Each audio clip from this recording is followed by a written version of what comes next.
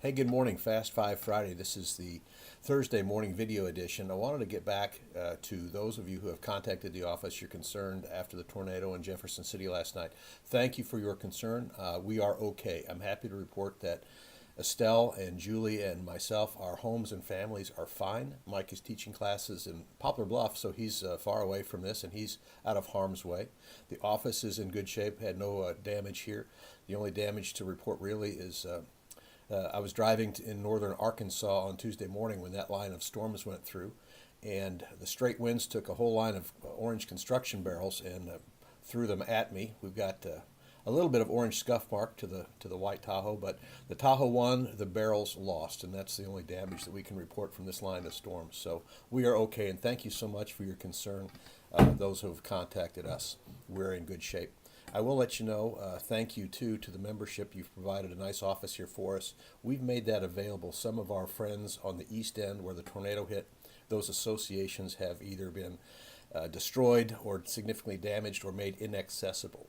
We've made available our meeting space. We've got an office, we've got a kitchen, we've got a boardroom, we've got a classroom. If they need space to interact with their members and conduct business, we've made that available here. Thanks to the investment that the propane industry has made over the years, we want to help in any way that we can.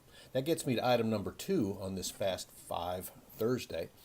Item number 2 is the relief effort that will be needed not only in Jefferson City and Golden City, the other areas of the state that have been hit, but in the upcoming storm season. There will be more storms coming. We know that. So I urge you, and many of you have already done this, but get with your local emergency planning commission at the county level. They can intersect with the state folks. They can provide emergency assistance. Propane is the exact resource they need for energy and for power. And I'll remind you, what we do is we keep people safe. That's the entire point of the propane industry. We keep people safe in their homes. We keep them warm. We keep them fed. And we can do that in disaster relief as well. So coordinate with your local folks to see how you can help provide propane and manpower to all the areas that are affected by the storms we've had and that we will have. That leads me to item 3. Jefferson City is possibly going to see flooding here very soon that will exceed the flood levels that we saw in 1995, which was an historic level of flooding. Parts of the city are going to be inaccessible. The flooding is important, of course, to the capital city that we've got on top of the tornado, but in your areas, the flooding on tanks, loose tanks or unclaimed tanks continues to be an issue. Department of Natural Resources has contacted us. They've got tanks that are unclaimed. The best thing right now, and I'm assuming most of those are customer-owned tanks, right? You've taken care of your steel, you know what's at risk, and you've taken the precautions.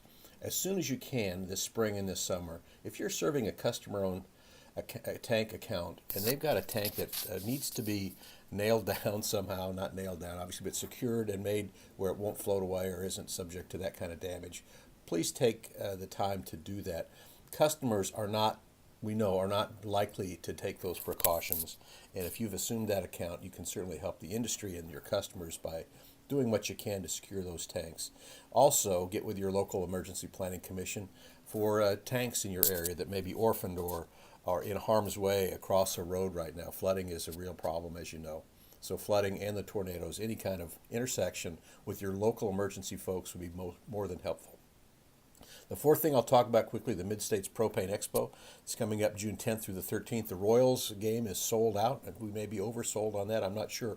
But the Royals game has been a big hit. We've got, I think, close to 200 people registered, which is a really good turnout. Olathe, Kansas is 10 or 15 miles across the state line into Kansas from Missouri, so it's very close. It's a nice facility. It's going to be a great trade show. We've got some great vendors showing up, so hope to see you there. I'll put a link below on how to register for the Mid-States Propane Expo. And the fifth thing is, this is more of an editorial opinion, but a Memorial Day is coming up.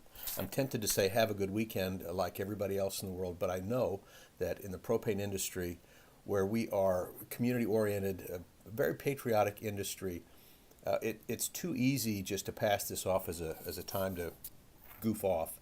We build our culture one observation at a time, one post, one celebration, one comment at a time. Memorial Day is an important holiday to remember all the freedoms that we enjoy. And every time that our industry celebrates the military and their involvement and dedication and sacrifice every time you fly a flag, every time you do something that reminds people what the true meaning of Memorial Day is. That helps build our culture, and that is important. And I thank you for that because I know propane industry is at the forefront of that. It's kind of what we're all about. So thank you for that. We are good here. We're safe. We're thankful, and we'll see you next time. Thanks a lot.